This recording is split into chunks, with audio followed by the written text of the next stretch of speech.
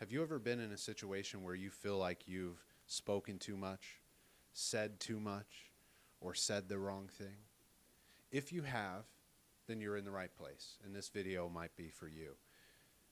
I used to do that all the time. I used to feel like I had all kinds of things to say, that my opinion was important, and that people needed to hear my opinion. And not only did they need to hear my opinion, but that I was right. And that couldn't be further from the truth. Maybe I'm right in my own ways, right? But that doesn't mean other people have to agree with me. And that's something I talk with people all the time about in my clinical practice and in my personal life. Is it's okay that we all have our own opinions, but that doesn't mean other people have to agree with us. And if you would have talked to me in my teenage years or my early adulthood, I probably wouldn't have agreed with that statement. See, I thought I had all the answers. And I work with clients who think that they had all the answers. But what that brings is more distress. And so if you are listening to this and you feel like you've been in distress because people don't listen to your opinion, then I would say today's message is for you. It took me a long time in my mental health journey and also the process of becoming a therapist to listen to wise people. And one of the most powerful and simple messages that was shared with me in my process of mental health and also being a mental health provider was never miss an opportunity, never miss a golden opportunity to shut up. Let me state that again. Never miss a golden opportunity to shut up. And I remember the first time I heard it, I thought it was so funny.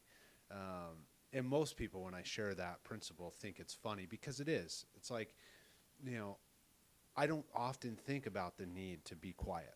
I don't often think about the opportunity for me to shut up. I see, I used to be self-righteous, so there's my pup. I used to think other people needed to shut up, and the reality is I needed to slow down. I needed to be quiet. I needed to listen to people.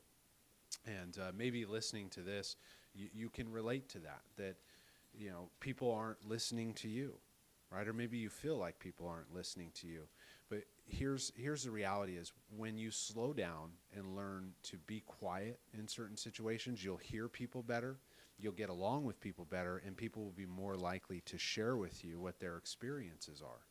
And so I would encourage in situations where you feel like you've got to get your point across, or you feel like you know the answer, to take a deep breath, take the cotton out of your ears and put them in your mouth and listen to people. And I promise you this, you're going to hear so much more valuable stuff from people. And if you're not hearing valuable stuff from people when you listen and when you stop talking, then you need to get yourself around other people. And I'm a huge proponent of community, especially communities of people who are taking care of themselves. Because if you get yourself in those circles, you're going to live a fulfilled life. You're going to have more things to do. You're going to have more fun. You're going to find more like-minded people if you want to take care of yourself. And so don't underestimate the power of being quiet in a situation. And that doesn't mean, let me encourage here and let me kind of flesh this out, is that doesn't mean be a doormat. That doesn't mean that when you need to speak up for yourself and hold a boundary to not do that. It means that outside of the realms of standing up for yourself and speaking on your boundaries and your limits, then it's probably okay to listen. And especially, I'll give you an example. Here's where this works really well. If I'm in a situation with someone that I love or a friend or someone who's important to me, and they've done something that I don't like, and now I'm angry or resentful about the situation, the best thing for me to do is bite my tongue and basically shut up, right? Because if I don't, then I'm going to speak out of anger and I'm going to speak out of resentment. And so I'll give you this tool. And this one works for my clients. I've heard reports over 12 years that this tool works wonders. If you're in a situation and you're not sure if you should say something, you need to ask yourself these three questions. Should what I'm about to say, should it be said by me? Right? Does it need to be said by me? Does it need to be said? And does it need to be said right now? If you don't have any of those three, does it need to be said? Does it need to be said by me? Does it need to be said right now? All right. I'm going to repeat that one more time because I think it's important to seep in. Doesn't need to be said. Doesn't need to be said by me. Doesn't need to be said right now. If you don't have those three, it's probably okay not to say it. All right. Another good rule of thumb, once you've asked yourself that question, is could it wait 24 hours? The thing that needs to be said, could it wait 24 hours and still be relevant? If it can, then it's best to wait that time frame and say it later. And I think if you implement those things, you'll keep yourself out of a lot of trouble. Now, that doesn't pertain to mundane things on the day-to-day. It doesn't mean walk around and be a mute. It means that when emotions are high and distress is high and situations are chaotic, that if you ask yourself, if I waited 24 hours, would this still be relevant? That'll be helpful because it'll keep you out of conflict in the moment. And if you ask yourself those three simple questions, does it need to be said? Does it need to be said by me? Does it need to be said right now?